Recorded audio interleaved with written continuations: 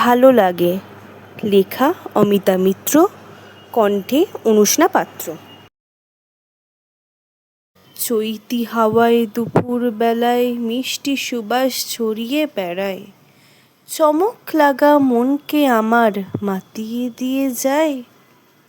মন যে আমার শুধুই টানে ঢেউ খেলানো দূরের পানে, এসেছিলাম কোন কাজে তা ভুলিয়ে দিয়ে যায়। সোনাঝুরির ছাওয়ায় ছাওয়ায় পায়ে পায়ে এগিয়ে চলায়, পৌঁছে দিল বাতাস আমায় রাঙা মাটির গায়ে।